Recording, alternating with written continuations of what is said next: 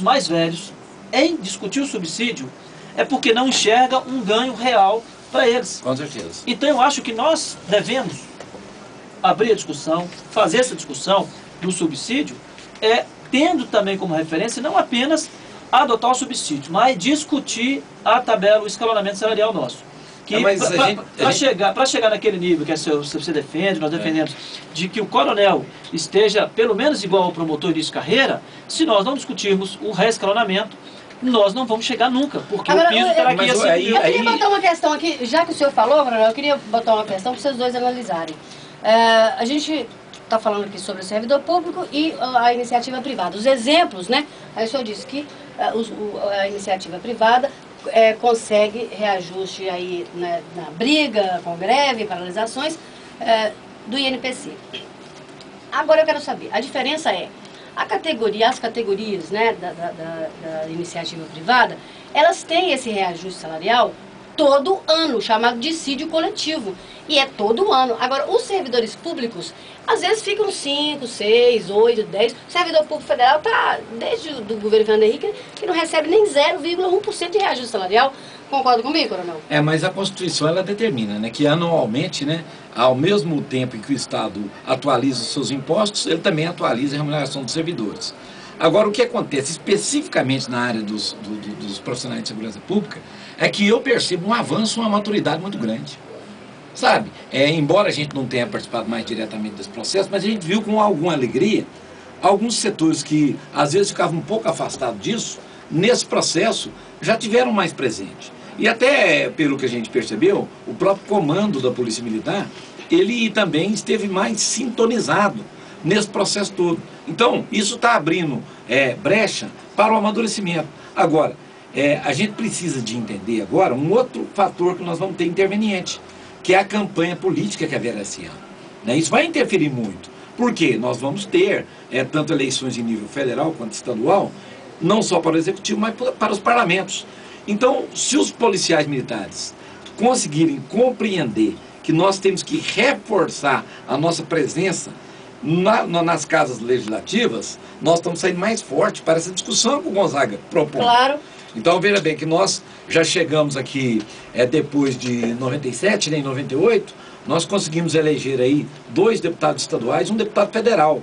Foi o melhor cenário que nós tivemos em termos de representatividade. Esse ano é o ano, então, para aumentar a bancada, então, né? o que nós temos que trabalhar agora, o nosso desafio é esse mesmo, é entender uma forma, uma estratégia de levar para essas eleições lideranças comprometidas com o processo.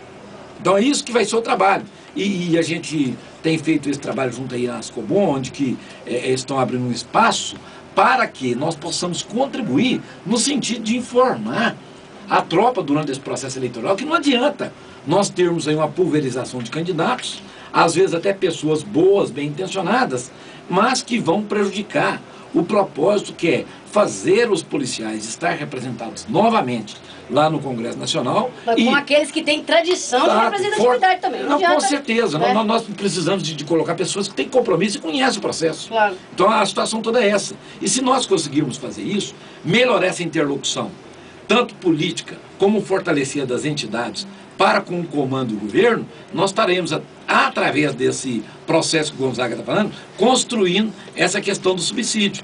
Temos aí um cenário melhor, porque a gente sabe que não se fala mais em aumento salarial esse ano, embora tenhamos a discussão da PEC 300, né, em nível federal, mas as perspectivas são pequenas de haver uma aprovação daquela PEC.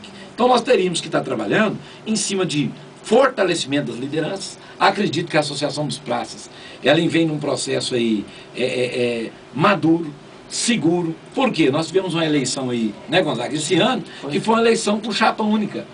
Ou seja, o trabalho que foi feito por essa diretoria. Está sendo reconhecido. E é uma diretoria que a gente sente coesão, está aí o Liberato, está aí o Éder, o Bahia, né, o Gonzaga, todos eles aí trabalhando dentro de um propósito de fortalecimento da classe. Agora, críticas, todo mundo quer o ideal, mas o possível é que nós temos que entender. Agora, se nós começarmos aí realmente a degladiar entre nós aí, nós teremos dificuldade. Então, teremos que estar buscando as principais lideranças, e as principais lideranças estão colocadas aí.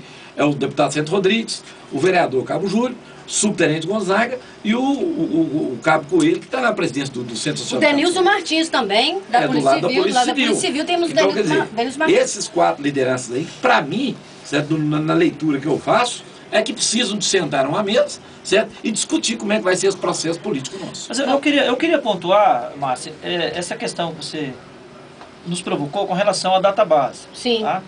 Por duas vezes, nós, e a OPM estava presente não, estava liderando esse processo junto conosco, e com os demais servidores, nós barramos a proposta do governo na Assembleia de criar a database quando ele tentou emplacar a política remuneratória.